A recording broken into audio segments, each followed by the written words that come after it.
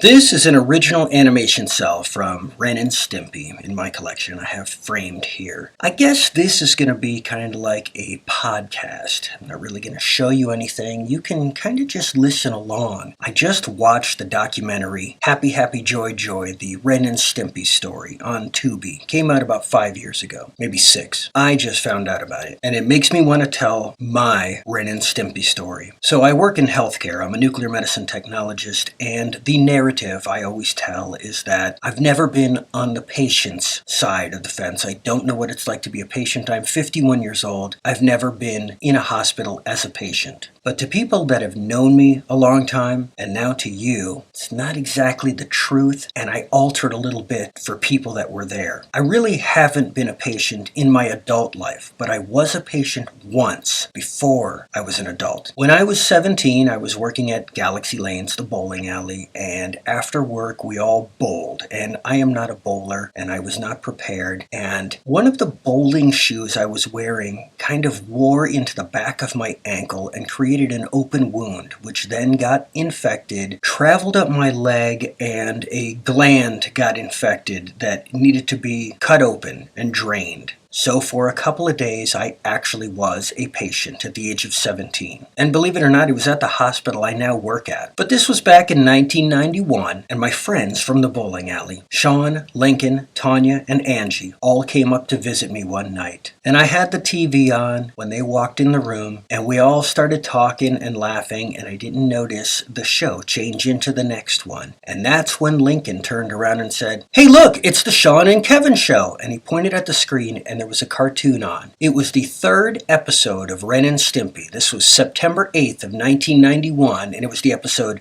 Space Madness, followed by The Boy Who Cried Rat. I'd never heard of the show, never seen it, but I looked up, what do you mean, the Sean and Kevin show? Sean was right there. I'm right there. Lincoln said, yeah, the big fat cat, that's Sean, and the scrawny insane dog, that's Kevin. Oh my God, we had to watch this, so we just turned around and watched, and we were mesmerized. My brain was blown. I couldn't believe what I was watching. I couldn't believe this. My life was changed in a huge way from that second forward. I became obsessed with Ren and Stimpy, and I watched every episode. When the VHS tapes started being released with 3 episodes apiece in 1993, I started collecting those.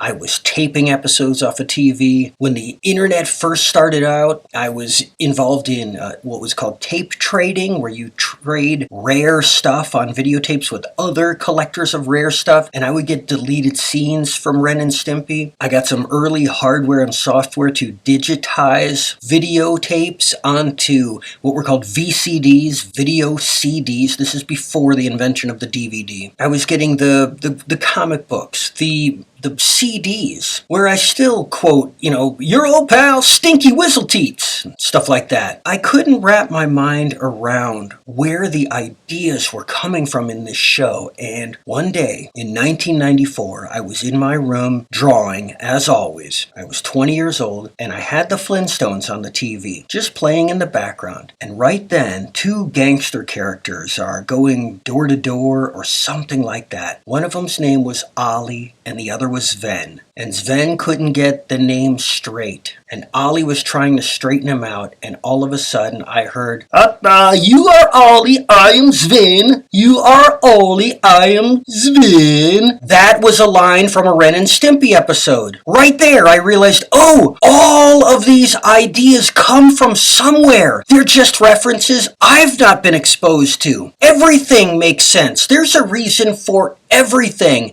and I am fascinated by the crazy reasons that are expressed by artists of another generation, exposed to things that I haven't been exposed to. I loved it. I didn't need to find any other references. I understood everything from that point on. I noticed when Ren's voice changed, and I didn't like it, and I thought the episodes were worse. I remember in the news they had said the creator of the show, John Cristofalusi, was fired. I noticed a change in the show after that. I couldn't understand how could this be happening? Why would this happen? Who could do this? It was insanity. In the year 2000, I was in my 2nd year of working at Domino's Pizza, and my friend Rob and I were talking about Ren and Stimpy Stimpy. In fact, I had drawn all of the characters from all of the episodes, and I had made them into little magnets, and I was giving out sets of these magnets. I think it was like a 36 magnet set. I was giving out sets of them and gave one to Rob, and I started reading online early interviews and histories of the show and what had become of it and how John Kricfalusi was fired, all the behind-the-scenes stories. I was learning about the different people involved in the show, and I was just talking to Rob about them, and I mentioned one of the animators that worked on the show, big part of it. His name was Eddie Fitzgerald. A light bulb went off over Rob's head. He said, no, there's no way. Wait a minute. My best friend in high school, now remember, Rob was my dad's age. He said, my best friend in high school was named Eddie Fitzgerald. And one day when we were growing up, the teacher said, what do you guys want to be when you grow up? And one by one, everyone said, I want to be a fireman, I want to be a police officer, I want to be a baseball player. And Eddie got up and he said, I want to be a cartoonist. And everyone laughed at him, but that's the reason why I liked him. That's how we bonded. We were off the beaten path. We were creative types. We weren't just your cookie cutter, average, all-American boy of the early 1960s. And I said, well, he's your age, same first and last name, and he is a cartoonist. This has got to be the guy. I found a picture of him. I brought him to Rob, and he was floored. He's like, oh my God, it's Eddie Fitzgerald looking like his own father or grandfather. I went and contacted Eddie Fitzgerald online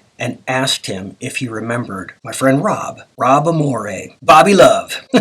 And he responded, yes, of course I remember him. And I connected them both online. They were catching up on old times. Oh, it was so great. Couldn't believe it. The following year in 2001, the Saturday morning cartoon, The Ripping Friends, came out. That was a new cartoon by John Kricfalusi. This couldn't get better, but then it did. There was a new channel called Spike TV, and they were announcing, we're bringing Ren and Stimpy back with John Kricfalusi at the helm, unleashed. Do anything you want, no restraints. That was in 2003, and I was so caught up in the cult of personality of John Kricfalusi. I was completely obsessed that I thought this was the greatest thing to ever happen in my entire 29 years here on Earth. I went and I watched the first episode at my brother's house because he had cable at the time. I didn't. I don't remember exactly what it was. Maybe I just wanted to watch it with him. And it was different. I couldn't see any bad side to anything. I was indoctrinated. I was so high on the greatness of this event that it was impossible for me to see any downside to this. But my brother was not caught up in this. He was just mildly interested, kind of like how a normal person is mildly interested in anything. Whereas I get just overboard obsessive. And he turned to me halfway through the show and he said, I don't like this. And he left the room. And I didn't understand it. Looking back now, I can understand it. But at the time, I was just like,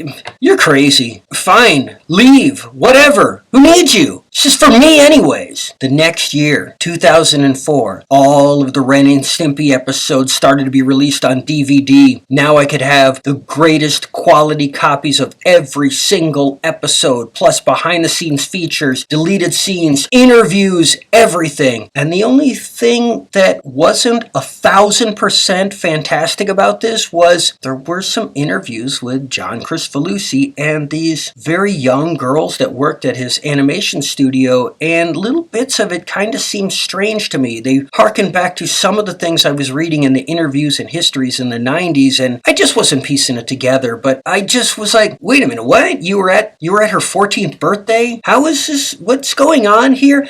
And I just I didn't understand it, so anything I don't understand and I'm not going to get the answers, I kind of let go. Until more evidence comes along. I don't fixate on it. But I continued to collect everything I could that he had ever had a hand in. I was finding all his online flash animation. He did a commercial for Quisp cereal, my favorite cereal. He had unreleased shows like He Hog, just so much stuff. I was going back and collecting his Mighty Mouse cartoons, his Ralph Bakshi stuff, every single thing I could find. And I found it all, and I got all of it. And you know what? It's not the original 2 seasons of Ren and Stimpy that he was involved in. It's not the later 3 seasons that continued on after they got rid of him. It's him. He has a quality, a genius quality that he brings. But what happened, how do I put this? So Paul McCartney, John Lennon, George Harrison, Ringo Starr, all of these people are the greatest ever. But when they came together at that one specific moment in time, they were greater than the sum of their parts. They were the Beatles. Nothing will ever top that. Well, John, when he assembled, the team he assembled at Spumco Animation in 1990 to create those first 2 years, 1991 all the way up to, I think, January of 1993, of the episodes he was involved in, that will never be surpassed. Nothing before it and nothing since can ever compare. And him off on his own, it is what he brings to the table minus the talent he surrounded himself with at that time when they were young artists out to conquer and destroy the world. Around this time, John also had an online blog where he really dissected everything about animation, what was wrong with it, what was right with it. And it's kind of like when you listen to Ted Nugent, he's so passionate about so much stuff, you just kind of back away and say, I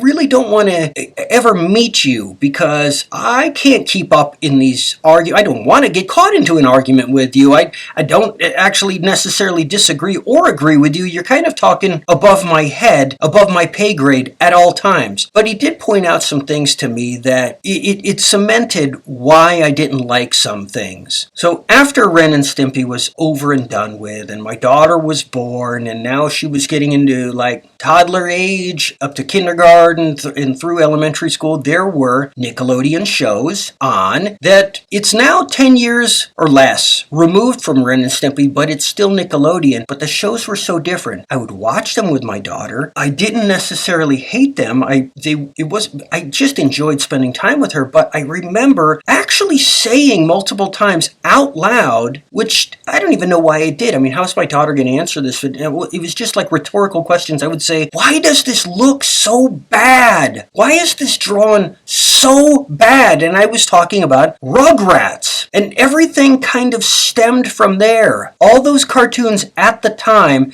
that kind of came forth out of the popularity and success of Rugrats kind of had that look. And then they started to get worse. When you had cartoons coming in for an older audience, not just the Nickelodeon children, but now this is for like the whole family or whatever, kind of like The Simpsons, but I didn't find it as genius as The Simpsons. I mean, I haven't watched The Simpsons in 30 years, but I watched the first 6 seasons and it was fantastic. It's as good as the Flintstones, which also lasted 6 seasons, this and that. I loved South Park at the time, but no, what I'm talking about is Family Guy. I didn't like it. Well, it turned out by reading John Cristofalusi's blog that there was a guy who was an animator on Rugrats who broke away and created his own show. That man's name was Seth MacFarlane, and the show he created was Family Guy. Now, I have gotten to learn a lot about Seth MacFarlane, and I really like this guy. I identify with him. His personality, his thoughts on the world, his interests, his demeanor. I like everything about him, except I don't like his creative output, which is fine. Art is subjective, and the art he creates is not to my liking. But here's why it permeates. Rugrats, Family Guy. Once they found that you could have very badly drawn animation, limited animation, stuff with zero talent, zero skill,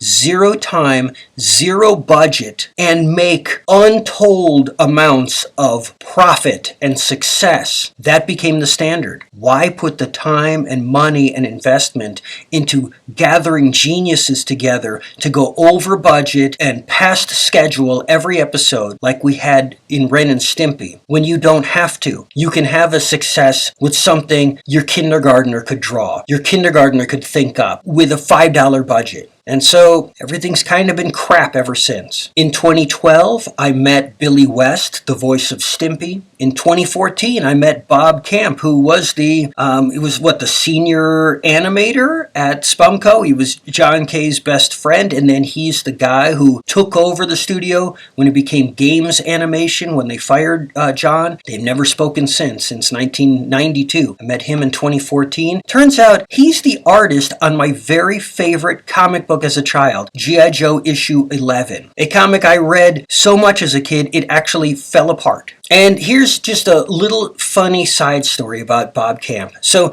in 1983, I drew a picture of Han Solo while looking at one of my action figures. And when I completed it, to me, it looked just like Steve Martin. So I was like, dang it, well, how do I fix this? So I'm thinking, okay, Steve Martin, funny guy. What would a funny guy have? Okay, he would have kind of like a roadside stand. So I drew a roadside stand around him, and I would have like rubber chickens that he was selling, arrows through the head, stuff like that. Like he was selling gags on the side of the road. And then I just showed it to everyone like, hey, look, I drew Steve Martin. Nobody knew I was trying to draw Han Solo. Well, I listened to an interview with Bob Camp. He said, and I quote, "Most people don't realize this, but when Indiana Jones came out, Harrison Ford was really hard for people to draw because he came out looking just like Steve Martin." That's amazing. Now, I retired from the phone company in December of 2016, and at the time I had a lot of professional art opportunities, professional acting and modeling opportunities, and even professional singing opportunities, and I was taking advantage of all of them. And here it was, 3 months later, in February of 2017, John Kricfalusi announced on his blog, I think, that he was going to be opening a new animation studio in Miami, Florida, which is only 3 hours away from where I live. And here, I'm out of work. I can do anything I want. I had gone to school for animation. I had grown up drawing. I had been a professional published artist, and this was my hero. And I thought, oh my God, how do I get into the studio? Well, he gave you the answer. He said, I am accepting applications. Right then, I immediately started to draw a piece of animation. I took an old Tarzan radio show that I made up to recite to my friend Rob, remember Rob, Eddie Fitzgerald, Domino's Pizza, anyways,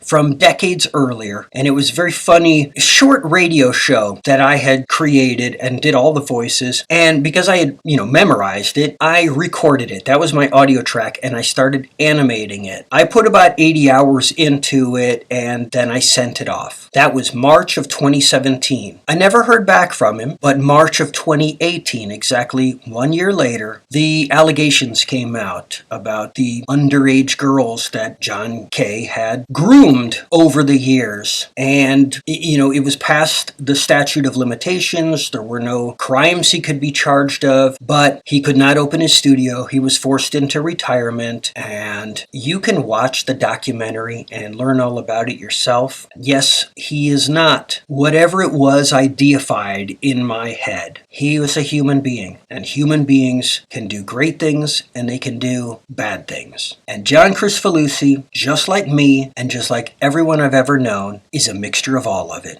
And that's my story. Ren, Stimpy, and me. Until next time.